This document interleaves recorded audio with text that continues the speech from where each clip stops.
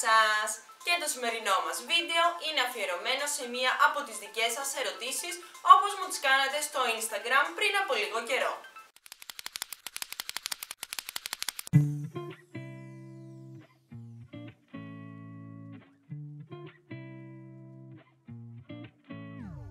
Φίλη μας λοιπόν μας ρωτάει: συχνά διαπιστώνω ότι ένας αριθμός αυτιστικών παιδιών αποφεύγει αθλητικές δραστηριότητες.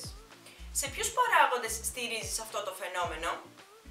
Και έγραψα ονομαστικά κάποιους παράγοντες στους οποίους εγώ πιστεύω και βάσει της εμπειρίας μου αλλά και βάσει των μελετών που έχω διαβάσει, και η αλήθεια είναι ότι ανταποκρίνονται στην πραγματικότητα, το έχω δει δηλαδή να συμβαίνει, και επιγραμματικά έτσι αναφέρω και τώρα ότι θεωρώ πως είναι η κακή πρώτη επαφή με τον αθλητισμό και τη σωματική άσκηση.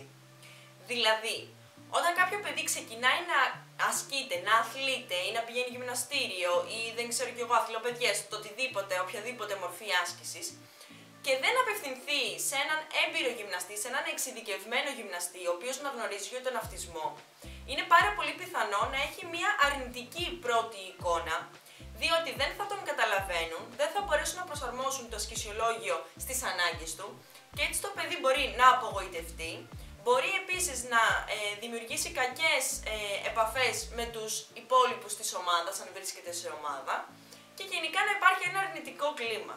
Έτσι το παιδί να σχηματίσει μια αρνητική εικόνα για την άσκηση. Αυτό επίσης έχει αναλυθεί σε προηγούμενο βίντεο που μπορείτε να βρείτε εδώ. Έπειτα, αυτό μπορεί να συμβεί όταν δεν έχουν εμπλακεί σε δραστηριότητες που τους προξενούν ενδιαφέρον. Όταν δηλαδή το παιδί αρέσκεται στο να κολυμπάει και εμείς πάμε και το γράφουμε στον στίβο, είναι πάρα πολύ πιθανό να είναι αρνητικό. Αυτό φυσικά πρέπει εμείς να το παρατηρήσουμε, να δούμε προς τα που έχει κλείσει και ακόμη καλύτερα να δοκιμάσουμε διάφορες δραστηριότητες ώστε να δούμε πού υπάρχει περισσότερο ενδιαφέρον, γιατί όταν υπάρχει ενδιαφέρον υπάρχει και μεγαλύτερη και καλύτερη απόδοση και επίσης περισσότερη επιθυμία να συμμετάσχουμε.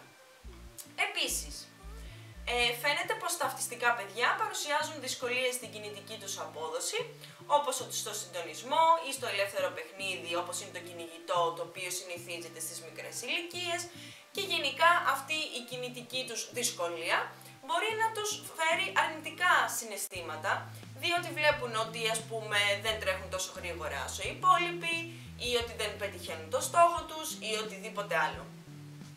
Αυτό φυσικά μπορεί να μην είναι κάτι πολύ σημαντικό.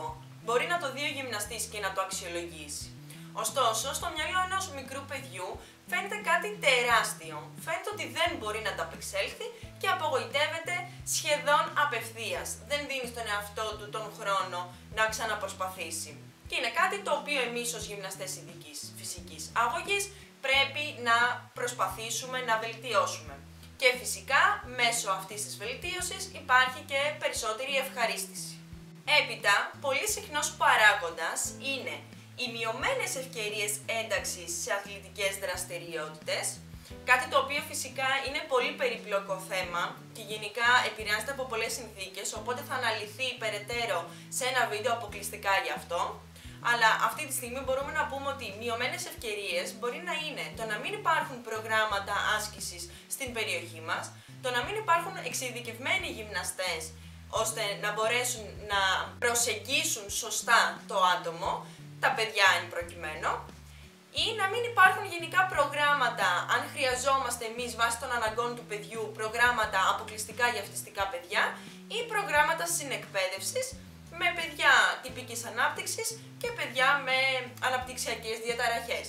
Οπότε αυτός είναι ένας πολύ σημαντικός παράγοντας για τον οποίο τα παιδιά δεν μαθαίνουν να εμπλέκονται σε φυσικές και αθλητικές δραστηριότητες και έτσι έπειτα φαίνεται ότι τους φαίνονται και αποθητικές, γιατί δεν έχουν μάθει να εμπλέκονται και δεν έχουν βρει και τον σωστό τρόπο να τους προξενήσουν το ενδιαφέρον ώστε να εμπλεκούν και να το ευχαριστηθούν, όπως είπαμε και πριν. Και τέλος, αυτό που ανέφερα είναι ότι επειδή δεν είχαν ανάλογες εμπειρίες σε μικρή ηλικία και συνήθως μεγαλώνοντας είναι πιο δύσκολο, αλλά βέβαια μπορεί να συμβεί και με επιτυχία, είναι πιο δύσκολο να το εντάξουν στην καθημερινότητά τους. Όπως ισχύει για όλους μας βέβαια. Δηλαδή και τα άτομα τυπικής ανάπτυξης όταν δεν αθλούνται από μικρή ηλικία και δεν συμμετέχουν σε δραστηριότητες, π.χ. στο στίβο ή στο παιχνίδι στη γειτονιά ή στο σχολείο, στο μάθημα της φυσικής αγωγής, και δεν το έχουν κάνει τρόπο ζωής, δηλαδή να θέλουν κάθε μέρα να έχει κίνηση η μέρα τους, τότε είναι πιο δύσκολο να το πετύχουν ως ενήλικες. Οπότε αυτό ισχύει για όλους μας.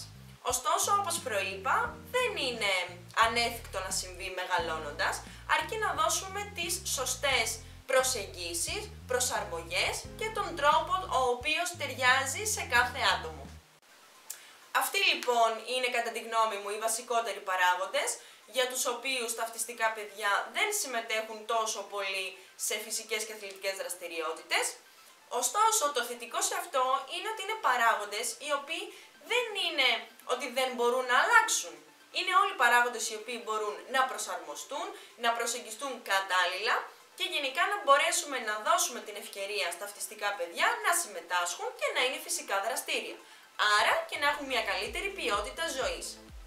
Οπότε, καλό είναι να δούμε τι είναι αυτό που δυσκολεύει το κάθε άτομο, γιατί μπορεί να υπάρχουν και άλλοι παράγοντες ή μπορεί κάθε άτομο γενικά να ανταποκρίνεται διαφορετικά στα ερεθίσματα. Οπότε, βλέπουμε τι συμβαίνει, αξιολογούμε την κατάσταση, αναλύουμε τι και πώς και προσεγγίζουμε ανάλογα. Φυσικά σε όλο αυτό είναι απαραίτητη η παρουσία ενός γυμναστή εξειδικευμένου, ώστε να μπορέσει να παρέχει όσο το δυνατόν καλύτερες υπηρεσίες στον ασκούμενο και έτσι να μπορέσει να του προωθήσει την υγεία, η οποία είναι ο βασικός μας στόχος. Έπειτα φυσικά έρχεται η ψυχαγωγία, η κινητική επίδοση, το να ανταποκρίνεται στις καθημερινές δραστηριότητες, η επικοινωνία, η αλληλεπίδραση, η κοινωνικοποίηση.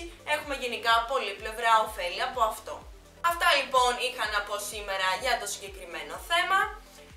Θα υπάρξει ξανά ερώτηση στο Instagram, οπότε αν δεν με ακολουθείτε μπορείτε να με ακολουθήσετε, θα βρείτε τις πληροφορίες από κάτω.